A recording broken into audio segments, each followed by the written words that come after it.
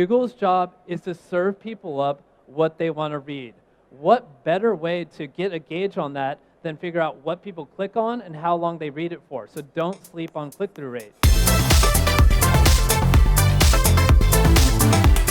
The first step of this process is we did what we call the super audit. Basically turns your website into a Lamborghini, and it makes sure it's both semantically and technically sound and positioned and ranked for as many keywords as possible. If you're taking notes, this is the right time. So in step one, what you're going to do is you're going to reverse engineer the competition. This is super, super easy. Figure out the main keyword for each of your content categories. If we go back to the golf example, one content category might be how to drive a golf ball. Another one would be, what is the salary of a caddy? Another one would be, what is the best putter? So you're going to take each of these guys and you're going to put it into Ahrefs Keywords Explorer, also ranks for feature. What that's going to do, it's going to look up best golf drivers, and it's going to look at everyone on page one, and it's going to tell you every other keyword that these pages rank for. Export, and now you've just done keyword research in like 10 minutes. Next, you're going to reverse engineer yourself.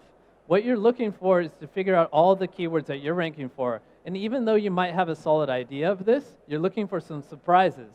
And this is what you're looking for. First, look for keywords in position 5 through 10. These are ones that are almost there. They're doing the right things. They just need a little bit more of a nudge to get in those money-making positions. So what we can do here is first, send a target anchor text link. If you're trying to rank for best wireless router, send a link with the anchor text best wireless router to it if you haven't already. Likely, that's all it's going to need to take. Another thing is to look at your keyword density. So a lot of times you're ranking for stuff, but you haven't even written those words on the page. For example, again, best wireless routers, you might have the words 2019's top wireless routers on the page.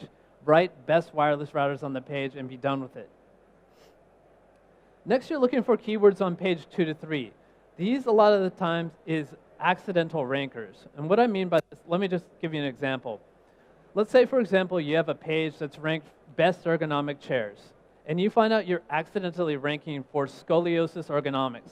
Why would that be? Because you just wrote the word scoliosis on the page, and Google just thinks you should rank for it. So what you need to do here is just build out its own subsection for this page, or build out a new page on it entirely. Google already likes you for this, so just run with it.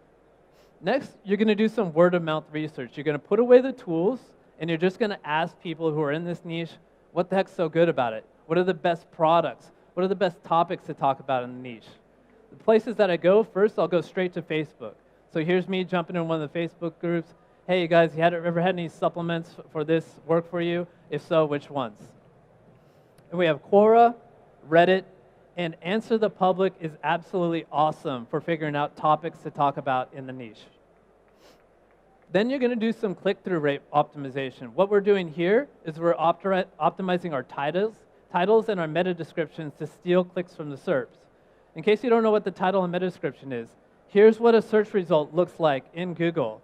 The top part is your title, and the bottom part is your meta description. And both these things, how they're written, will highly influence how often you're clicked from the search result. You guys, don't sleep on click-through rate. If we think about it, what is Google's job? Google's job is to serve people up what they want to read. What better way to get a gauge on that than figure out what people click on and how long they read it for? So don't sleep on click-through rate. Here's how we can optimize it. But first, check out this graph. Here's a percentage of clicks that each website gets in the various positions on page 1 through 2. As you can see, positions 1 through 4 steal most of the clicks. So it's within your best interest to optimize their titles and meta descriptions. So use techniques like this. Use numbers in your titles. For some reason, odd numbers work better. No idea why.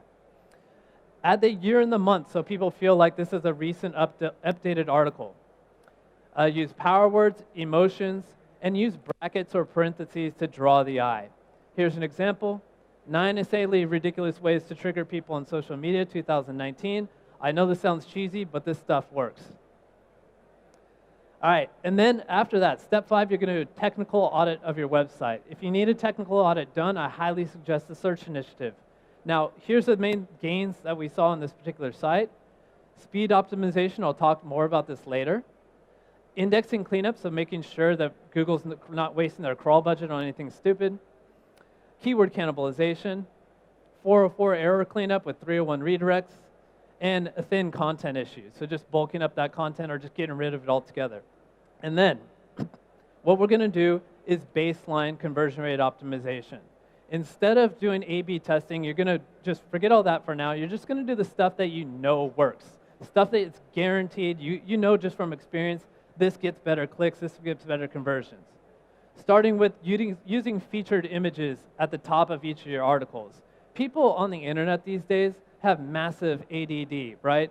People browse through websites. They can figure out if they want to be on a website in a matter of a split second. So if you are serving up an article on best golf drivers, put a picture of golf drivers at the top, a big headline that says best golf drivers of 2020. That gets people to stay.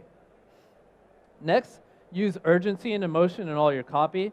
And then this one's a big one, have extremely strong introduction paragraphs.